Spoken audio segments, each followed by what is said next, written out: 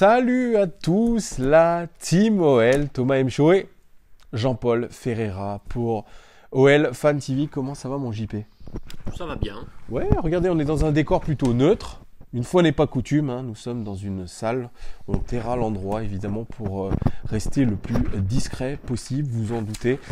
Bref, si on est là aujourd'hui, c'est pour parler du match qui arrive après cette qualification en huitième de finale de Ligue des Champions. C'est le match contre Monaco et c'est dimanche à 21h. Les Gones, faites attention, ce n'est pas 13h comme prévu pour le marché chinois, c'est 21h à cause des gilets jaunes.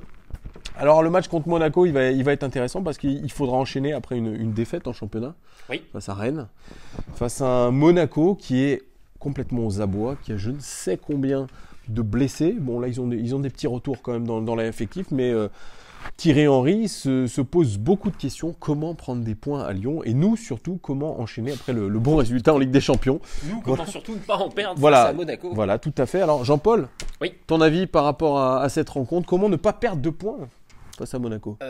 Comment ne pas perdre de points? C'est simple, en répétant les mêmes efforts qu'on a vus lors du match contre le Shakhtar, en répétant cet état d'esprit collectif qu'on a pu voir et apprécier. On apprécie parce qu'on ne l'a pas vu à chaque match, point sans faux. Tout à fait. Et avec ça, normalement, on devrait ne pas perdre de points contre Monaco, voire même en gagner 3. Il faudra en gagner parce que cette équipe de Monaco, je l'ai dit, ils sont à la peine, ils sont avant-derniers du championnat. Donc je vais vous faire une petite description rapide de Monaco. Monaco, c'est 16 buts depuis le début de la saison. Ils auraient dû en marquer selon les expected goals 20. Donc ils sont en sous-performance très claire, Monaco. Ils ont encaissé 24 buts. Ils auraient dû en encaisser 20. Ils sont aussi en sous-performance. Alors je dis attention, il va y avoir forcément une fin de série pour Monaco. Surtout que si on regarde les expected points, c'est-à-dire que les points attendus, donc ils sont avant-dernier de Ligue 1, mais selon les expected points, il devrait être 7e. Donc il y a vraiment une grosse différence. Et c'est ça, oui, non, c'est ça. C'est un écart énorme. C'est un écart énorme et c'est pour ça, attention, ils peuvent se relever très rapidement. Leur meilleur buteur, c'est Falcao. C'est leur capitaine aussi. Il a marqué 7 buts. El Tigre, il a marqué 7 buts. Il aurait dû en mettre 9. Donc pareil, lui, il est en sous-performance. Le deuxième meilleur buteur, c'est le Belge Tielemans au milieu de terrain. Il a marqué 4 buts. Il aurait dû en mettre 2. Lui, il est en surperformance. Leur meilleur passeur, c'est Bennacer. 2 passes décisives. Par contre, celui qui aurait dû en faire autant que lui, c'est Samuel Grandsir. Il aurait dû en mettre 2 de passes décisives. Donc tu vois, Monaco est clairement en sous-performance et c'est ça qui me fait un peu peur. Je pense que s'ils récupèrent leurs blessés et que ça recommence à bien fonctionner, ça peut faire mal. Alors oui, ça peut inquiéter le côté sous-perf. Ok. Sous-performance, pas sous-perfusion. Non, c'est oui, voilà. Sous-performance, oui, voilà. Il était pendant tout le début de la saison, et ce qui a abouti à la nomination surprise de Thierry Henry. Mais bref, ça c'est un autre problème. Oui, t'as peur qu'il se relance face à l'OL. Tout le monde redoute ça. Mais tout le monde redoute ça aussi parce qu'il y a la place et la possibilité que ça arrive, surtout avec le Lyon inconstant qu'on a depuis le début de saison. Et le problème et la clé du match, ce sera simplement qu'après la qualif et la perf du Shakhtar, est-ce qu'on va avoir... après l'euphorie, est-ce qu'on va avoir l'apathie? Après le soulagement, est-ce qu'on va avoir l'agacement? On ne sait pas. C'est toujours ça avec l'Olympique Lyonnais, vous l'avez remarqué, c'est une équipe impronosticable, c'est une équipe qui est capable tellement de faire le gap, un gap énorme, mais on reste quand même une très grosse équipe. Je pense qu'on reste une équipe un peu épouvantail. Je l'ai dit pour la Ligue des Champions, ça reste la même chose pour la Ligue 1. D'ailleurs, Thierry Henry, dans son interview d'avant-match, il ne sait pas à quoi s'en tenir. Il dit que Lyon est une grande équipe. Il était au match contre City. Il a vu une grosse équipe de Lyon. Il a dit que Monaco devrait être en capacité de prendre aussi des points à Lyon. Mais pareil, lui ne sait pas comment vont se dérouler les choses. Et je crois que c'est le cas de 90% des équipes qui nous affrontent en ce moment. Il a récupéré qui comme blessé? Il va récupérer Golovin, l'international russe qui était l'ancien du CSKA Moscou, qui nous a fait beaucoup de mal l'année dernière au match retour à domicile en Europa League. Et il retrouve Nasser Chadli aussi. Nasser Chadli, l'international belge, qui était sur les tablettes de l'OL cet été, mon cher Jean-Paul. Donc il a 2 retours importants. qui peuvent stabiliser un peu l'équipe. Deux retours importants, mais dans retour important, il y a retour. Est-ce qu'ils vont être Voilà, à c'est ça, bloc? c'est Est-ce qu'ils vont ça. être à 100%? Est-ce qu'ils vont débuter? Tout à fait. Est-ce qu'ils tiendront tout le match? Par rapport à tous ces éléments et tout ce qu'on a vu récemment, et moi j'ai regardé un petit peu aussi Monaco, parce que j'aime bien regarder toujours un peu les futurs adversaires. C'est loin d'être flamboyant encore. Hein. C'est loin d'être flamboyant, mais ils restent sur 2 victoires à l'extérieur Oui. quand même. Et là, ils ont une 3e rencontre à l'extérieur qui se profile et non des Il n'y a moindres. pas eu un match récent en Ligue 1 où ils gagnent 2-0, 2 pénaltys? Tout à fait, mais C'est ça? Ouais, je Deux crois que tirs c'est ça. cadrés, 2 pénaltys. Voilà, mais bon, il faut quand même les mettre. C'est des pénaltys, ça, voilà. on est bien placé pour le savoir. Voilà. Memphis. Voilà, donc cette équipe de Monaco, moi, il faut la craindre. Alors, ils sont organisés en 4-2-3-1. Alors, c'est une équipe qui ne sera pas forcément celle-là, mais c'est en gros l'équipe moyenne cette saison. Benaglio dans les cages à la place de Subasic, qui apparemment a une tendinopathie depuis la fin de la Coupe du Monde. Je crois que son aventure à Monaco, elle commence à s'effriter grandement. En défense, on a Gabriel à droite, Glick Jemerson dans l'axe et Baraka à droite. À gauche, pardon, et ça pourrait d'ailleurs Nasser Chadli titularisé à la place de Baraka. Au milieu de terrain, on a Tillmans et Aoulou. Et puis, en attaque, on a Mboula, Diop, Ronny Lopez et surtout Falcao devant. Ça reste quand même une jolie équipe sur le papier. Alors, si on intègre aussi Golovin à la place de Diop, ça peut être vraiment, vraiment lourd. C'est pour ça, franchement, j'ai des doutes sur cette rencontre. Oui, alors tu as des doutes sur la rencontre. Oui, moi aussi. Tu n'aurais pas aussi des doutes sur le coach Thierry Henry? Thierry Henry, il fait ce qu'il peut avec ce qu'il a. Alors bien sûr, je pense qu'il ne s'attendait pas à une entrée aussi difficile. Il ne s'attendait pas non plus à avoir autant de blessés. D'ailleurs, ils ont tout refait leur cellule médicale. Notamment, ils ont intégré Bob Tari. Je ne sais pas si tu as déjà vu Bob Tari, c'est l'intervenant de l'équipe 21, qui est le nouveau préparateur physique de cette équipe. Donc ils sont en train de chercher un peu, en train de bricoler, parce que voilà, il y a vraiment clairement des problèmes physiques. Au niveau de sa com, tu n'as pas l'impression qu'il fait tout à l'envers? On a l'impression qu'il est resté dans son rôle de consultant surtout. C'est un peu Voire ça, de joueur, et il n'a pas pris la mesure de son taf d'entraîneur, mais c'est peut-être normal, parce qu'il commence... c'est sa première expérience. C'est une première expérience qui est compliquée. D'ailleurs, Laurent Blanc dit qu'il ne se serait pas mis dans cette galère. Voilà, donc c'est ce que dit Laurent Blanc. Mais je pense qu'il a les épaules et qu'à un moment de la saison, je crois que ça va redémarrer, moi. Je crois que ça va redémarrer. Non, ça va redémarrer. Non, ça peut continuer à descendre. Oui, on est d'accord. Mais je pense qu'on devrait pouvoir trouver 2 équipes inférieures à Monaco pour descendre en Ligue 2. Je l'espère, sinon ça devient inquiétant. Là, ils viennent de perdre contre Dortmund en Ligue des Champions. Ils n'avaient rien à perdre. Mais ils ont rien à perdre selon Thierry Henry à Lyon. Moi, je pense qu'ils ont beaucoup à perdre, encore une fois, à Lyon. Parce que quand tu vas prendre une clacasse contre nous, ça peut les mettre au fond du trou. Donc, à nous d'en profiter de cette espèce un peu de transition côté monégasque. C'est vraiment dimanche qu'il faudra en profiter et essayer de se remplacer pour la 2e place. Tu me le demandes pas, mais je vais te le dire. Ouais. Au-delà de l'adversaire en lui-même, moi je me focaliserai encore plus sur le côté post-qualif, et encore une fois, euphorie, soulagement. Qu'est-ce que ça va donner comme état d'esprit au niveau des joueurs, comme état de forme par rapport à certains. Tout à fait, t'as bien raison de le dire, parce que c'est l'OL qui a les clés à mon avis. Le déplacement à Donetsk, il était dans des conditions qui étaient très compliquées, très difficiles, très difficiles, et que les joueurs vraiment ont donné le max. Ça s'est vu d'ailleurs sur le terrain, ils ont essayé de tout donner, donc je pense qu'effectivement il devrait y avoir une petite rotation, ça ne devrait pas être la même équipe. Est-ce qu'on verra une 2e fois de suite Nabil Fekir? Justement, ça c'est la grosse question. Tu parles du capitaine, moi je reste persuadé qu'il a tout donné effectivement pour ce match-là, parce qu'il était attendu, mais il a tout donné comme quelqu'un qui saurait qu'il n'y a pas forcément de lendemain. À savoir que je crains ou je redoute qu'il y ait soit un relâchement, soit le fait qu'il ne puisse pas enchaîner. Il a été très irrégulier depuis le début de la saison, et je suis un peu inquiet. Et je suis un peu inquiet aussi pour Tanguy Ndombele. Ndombele, il est rentré parce que le jeu le voulait, voilà, mais il n'est pas à 100%, il a une cheville qui est un peu douloureuse. Oussem Aouar, il avait l'orteil un peu douloureux aussi avant cette rencontre. Il y a beaucoup de petits bobos à l'Olympique Lyonnais, peut-être qu'on ne sait pas tout, et c'est pour ça que ça sera, je pense, pas la même équipe, la même organisation, ça c'est sûr.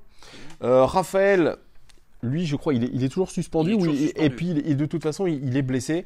Derrière, l'arrière-garde, ça devrait être la même, hein, du Marcelo, Denayer, Marsal. Mendy et Kenny Tété, qui devrait être pareil, lui aussi, qui a vécu un début de saison compliqué. Et là, qui a retrouvé la confiance du coach. Est-ce que Touzard va Ouais, ça, c'est continuer ça. sur sa belle perf? Moi, je pense que Lucas Touzard sera titulaire. Hein? Avec Oussem Aouar ou non. Voilà, mais avec qui tu voudrais l'aligner si tu mets Diop à sa place? Diop, pour l'instant, j'ai cru entendre qu'il était hors de forme et que le coach ne comptait pas sur lui. Tiens, comme c'est bizarre. Voilà.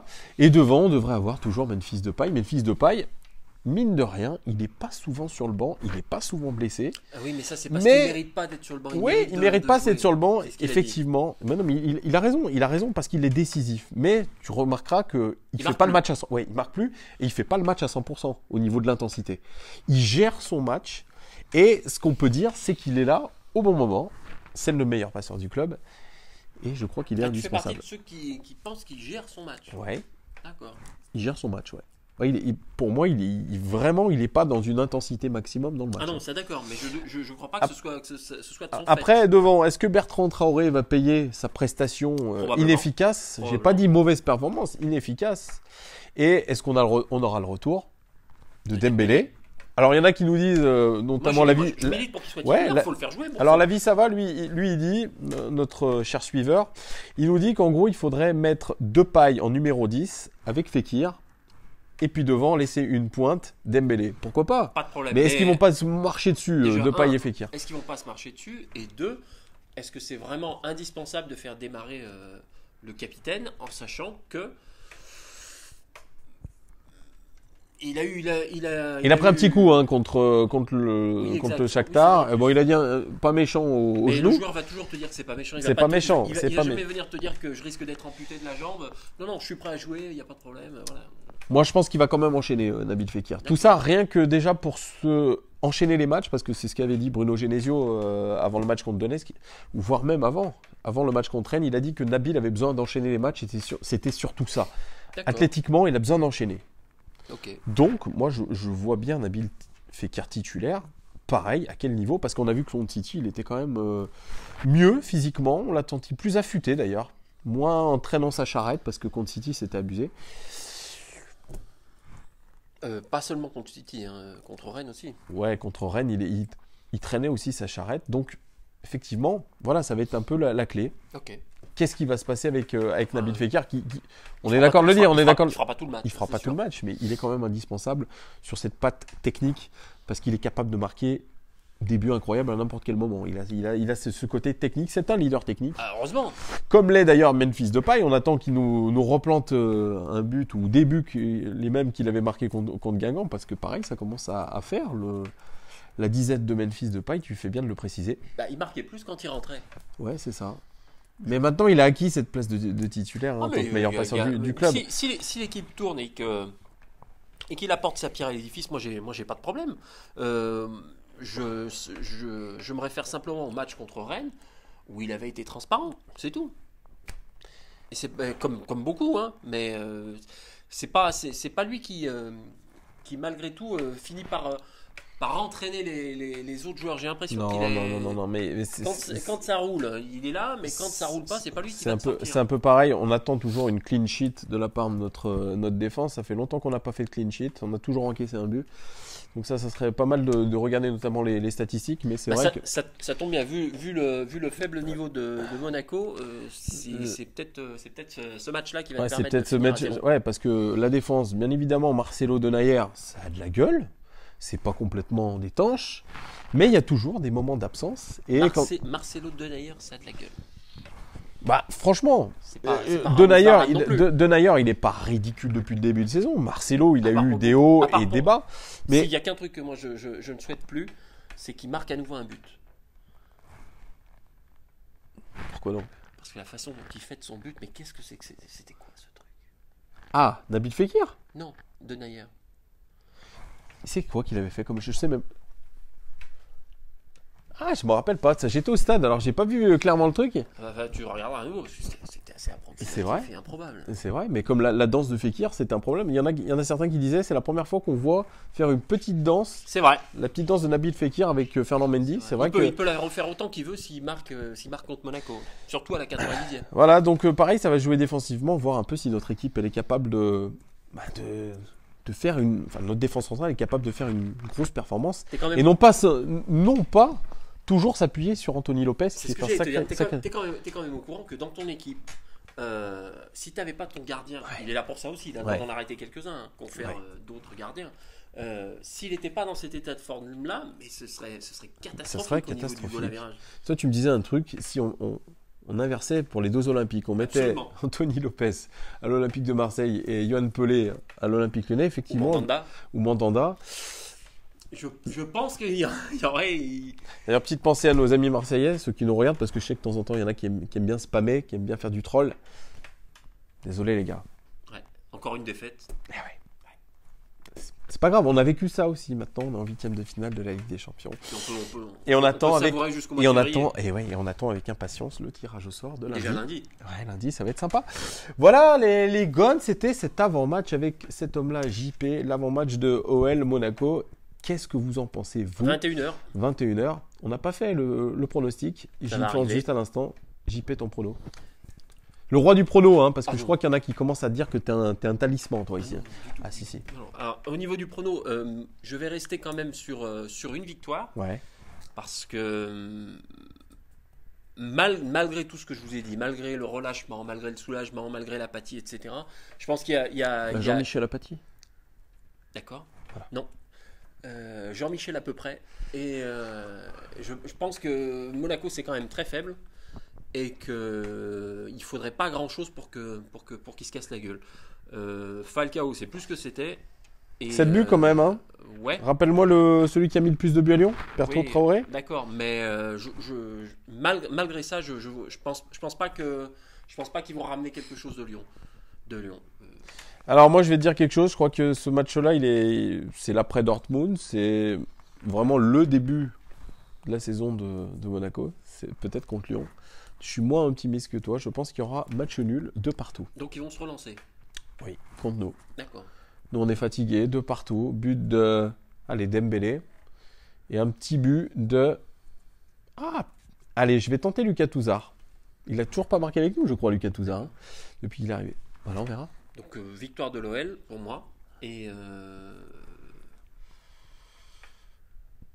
même si c'est un score de merde, dans 1-0, ça me paraît... Non, je pense qu'il y a la place quand même de marquer plus que ça.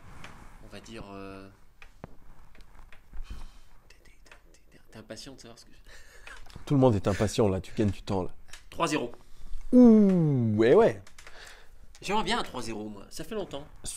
Suivez son pronostic, et en ce moment il est déjà victoire, on sera déjà bien content. Il est son moment. Même un but de la rotule de Dembélé à la 90e. On prend quand même. Les gars, dites-nous en commentaire ce que vous pensez de ce match. Est-ce que vous pensez comme JP que ça va dérouler à fond? Attention. Le score peut ne pas toujours vraiment révéler la physionomie du match. Tout à fait. Comment vous les voyez, ces gones? Comment vous les voyez après cette qualification? Est-ce que vous voyez du relâchement, de la fatigue? Dites-nous tout en commentaire. Ou est-ce qu'on va être encore très énervé? Ouais, est-ce qu'on va être très énervé? Est-ce qu'on va se dire « Oh merde, putain, encore une occasion ratée ». Voilà. Est-ce que l'OL va rester l'Olympique Lyonnais sur le match contre Monaco? Dites-nous tout. On vous remercie encore une fois de nous suivre de plus en plus nombreux avec vos commentaires, toujours très bon, très assidu. Franchement, on les lit. Jean-Paul, il fait le modérateur, c'est très bien. Voilà, c'est son deuxième taf.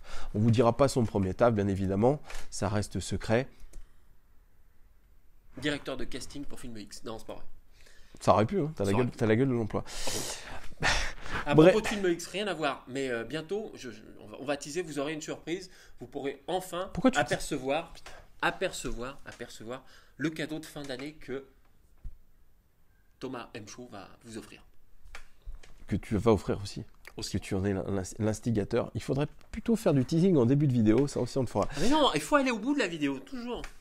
Tu sais, les gens, je ne sais pas s'ils vont au bout de la vidéo. Mais bref, on perd du temps. Les gones, on vous souhaite un très bon match dimanche à 21h. Et bien évidemment, il y aura le débrief avec cet homme-là et avec moi pour les statistiques. Et bien évidemment. Allez l'OL. Allez l'OL, à très vite. Ciao.